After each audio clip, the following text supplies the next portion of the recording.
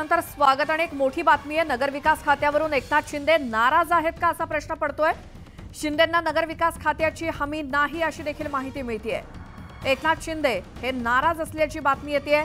शिंदेंना नगरविकासही मिळणार नाही का असा देखील प्रश्न आहे। आता चर्चा नगरविकास खात्यावरती सुरू आहे अशी सूत्रांकडून माहिती मिळाली आहे। न्यूज 18 लोकमतला सूत्रांकडून माहिती मिळाली आहे। नगरविकास खात्यावरून शिंदे हे नाराज असल्याची चर्चा आहे।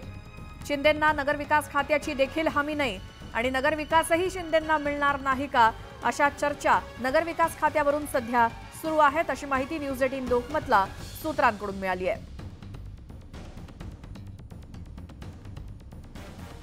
एकनाथ शिंदे हे नाराज आहेत। शपथविधी सोहळ्याला नेमकं काय होणार आहे हे अद्यापही कळू शकलेलं नाही। मात्र एकनाथ शिंदे नाराज आहेत। नगरविकास खात्यावरून आता चर्चा सुरू आहे। काय ही चर्चा आहे जाणून घेऊयात। आमचे प्रतिनिधी मयुरेश गणपती आपल्या सोबत आहेत। मयुरेश, काय माहिती? नक्कीच आता हे कुठेतरी निश्चित झालेलं आहे की गृह खातं जे आहे ते शिवसेनेच्या पदरात पडणार नाही। खातं मुख्यमंत्री देवेंद्र फडणवीस यांच्याकडेच राहील।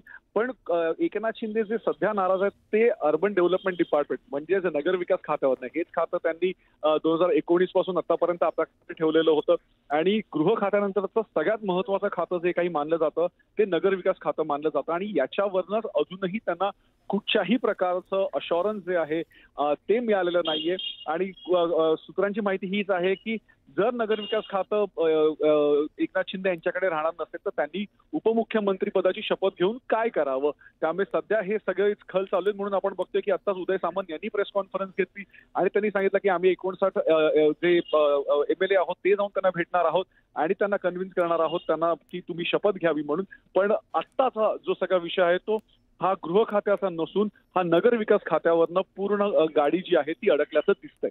बरं, उपमुख्यमंत्री पद आणि त्यासोबत इतर कोणतं मंत्रीपद मग एकनाथ शिंदेंच्या वाट्याला येणार? कारण ज्या काही त्यांच्या मागण्या होत्या त्या तर काही पूर्ण होताना दिसत नाहीत आत्ताच्या मिळत असलेल्या माहितीवरून तरी। त्याबद्दल काय सांगाल? अगदीच, आणि त्याच्यातली सगळ्यात महत्त्वाची मागणी हीच होती की MSRDC आणि नगरविकास खातं। कारण का नगरविकास खातं जसं मी म्हटलं की गृह खात्यानंतर आणि फायनान्स नंतर जे सगळ्यात महत्त्वाचं खातं असतं ते आहे नगरविकास खातं, जिथे मंत्र्याकडे हा चार्ज असतो की कुठची डेव्हलपमेंट कुठे करावी, कुठचे प्रोजेक्ट कुठे यावे। आणि ते खातं जर शिंदेंनी मागितलेलं होतं आणि ते खातं जर त्यांच्याकडे येणार नसेल तर उपमुख्यमंत्री पदाची नुसती शपथ घेऊन काय फायदा, हा त्यांचा विचार त्यांनी समोर मांडला आहे। कालही मीटिंग झाली होती आमदारांची। त्या मीटिंगमध्ये त्यांनी सांगितलं, तेव्हाही आमदारांनी सांगितलं की आपण शपथ घ्यायला हवी, पण कुठेतरी शिंदेंनी तो निर्णय घेण्याचं टाळलं कालपर्यंत। म्हणून आपण बघतोय की हा परत एकदा एक प्रपंच मांडला जातोय की आज परत एकदा 59 आमदार जे आहेत ते त्यांच्याकडे चाललेत आणि त्यांना सांगतायत की तुम्ही शपथ घ्या। आणि कुठेतरी शिंदे जे आहेत ते शेवटच्या क्षणापर्यंत आपली मागणी खेचतायत आणि एक प्रेशर टॅक्टिक कुठेतरी त्यांच्याकडनं चालू असल्याची माहिती आपल्याला मिळते की नगरविकास खातं तरी शिवसेनेकडे हे राहिलंच पाहिजे। मयुरेश, आता शपथविधीला फक्त 3.5 तास उरलेले आहेत। दुपारचे आता 2 वाजत आले आहेत। अजूनही या गोष्टींवरती काही डिसिजन झालेला नाहीये, त्यामुळे हा मुद्दा विरोधकांना आयतकोलीतच म्हणावं लागेल। नक्कीच, विरोधकांना तर आयतकोलीत हे त्या दिवसापासूनच मिळते ज्या दिवसापासून एकनाथ शिंदे हे मुख्यमंत्री होणार नाहीत आणि त्यांना उपमुख्यमंत्री पदाची शपथ घ्यावी लागेल हा मुद्दा समोर आला। पण हे महायुतीसाठी पण एक आपण म्हणूया की ही एक एम्बॅरेसिंग सिच्युएशन आहे की जिथे देशाचे पंतप्रधान येणार आहेत या शपथविधीसाठी, जिथे देशाचे रक्षा मंत्री येणार आहेत किंवा होम मिनिस्टर येणार आहेत, त्यांच्या आधी काहीच क्लॅरिटी नाहीये।